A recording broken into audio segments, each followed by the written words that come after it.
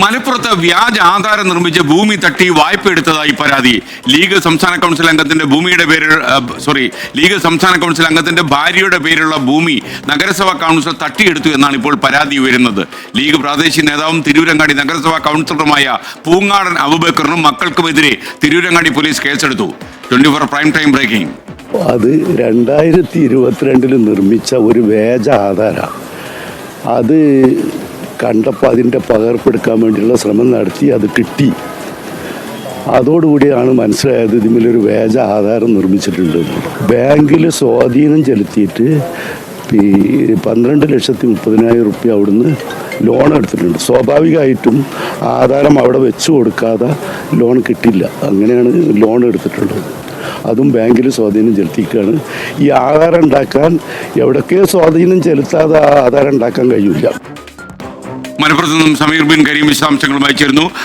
Sameer, prime ടൈമിലേക്ക് താങ്കൾക്ക് സ്വാഗതം. ലീഗുകാർ തന്നെ ലീഗുകാരെ ഭരിച്ചു, അങ്ങനെയല്ലേ ഈ വാർത്ത? പറയൂ.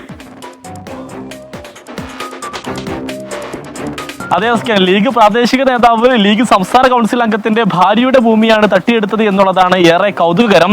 ഈ പരപ്പനങ്ങാട് സ്വദേശിയായിരിക്കുന്ന മുസ്ലിം ലീഗ് സംസ്ഥാന കൗൺസിൽ അംഗം മദാരി അബ്ദുറഹ്മാൻ കുട്ടി ഹാജിയുടെ ഭാര്യ ആയിഷയുടെ പേരിലുള്ള ഭൂമിയാണ് ഇത്തരത്തിൽ ഈ തിരുവരങ്ങാട് നഗരസഭ അംഗം, ഈ മുസ്ലിം ലീഗിന്റെ പ്രാദേശിക നേതാവ് കൂടിയായിട്ടുള്ള ഒരാൾ തട്ടിയെടുത്തായിട്ടുള്ള പരാതി ഉയർന്നതുമായി ബന്ധപ്പെട്ട് തിരുവരങ്ങാടി പോലീസ് കേസും എടുത്തിരിക്കുകയാണ്. ഈ ഭാര്യയുടെ പേരിലുള്ള ഭൂമിയിൽ കഴിഞ്ഞ ദിവസം ഇതുമായി ബന്ധപ്പെട്ട് ചില നിർമ്മാണ പ്രവർത്തനം നടത്താനായി എത്തുന്ന സമയത്താണ് ഈ യഥാർത്ഥ ഉടമസ്ഥർ അറിയുന്നത് ഈ ഭൂമി മറ്റാരും തട്ടിയെടുത്തു എന്നുള്ള കാര്യം. ഇതിന് പിന്നാലെ നടത്തിയ അന്വേഷണത്തിലാണ് ഈ പരപ്പനങ്ങാട് നഗരസഭാ അംഗം ഈ ഇത്തരത്തിലുള്ള ഭൂമി വ്യാജ ആധാരം നിർമ്മിച്ച് അത് തട്ടിയെടുത്തു എന്ന് മാത്രമല്ല, മുസ്ലിം ലീഗ് ഭരിക്കുന്ന എയർ നഗർ സർവീസ് സഹകരണ ബാങ്കിൽ നിന്നും ഈ വ്യാജ ആധാരം ഉപയോഗിച്ചുകൊണ്ട് 12 ലക്ഷം രൂപ ലോണും എടുത്തു എന്നുള്ളതാണ് ഏറെ കൗതുകരമായിട്ടുള്ള കാര്യം. ഇതുമായി ബന്ധപ്പെട്ട് വിശദമായ അന്വേഷണമാണ് നിലവിൽ തിരുവരങ്ങാടി പോലീസ് നടത്തുന്നത് എന്നുള്ളതാണ് ഏറെ പ്രധാനപ്പെട്ടായിട്ടുള്ള കാര്യം. ഇതുമായി ബന്ധപ്പെട്ട് പാർട്ടികൾക്കും വലിയ ആശയക്കുഴപ്പങ്ങൾ നിലനിൽക്കുന്നുണ്ട്. പ്രത്യേകിച്ച് യൂത്ത് ലീഗ് അടക്കമുള്ള സംഘടനകൾ ഇതുമായി ബന്ധപ്പെട്ട് സമഗ്ര അന്വേഷണം വേണം എന്നാണ് നിലവിൽ ആവശ്യപ്പെടുന്നത്.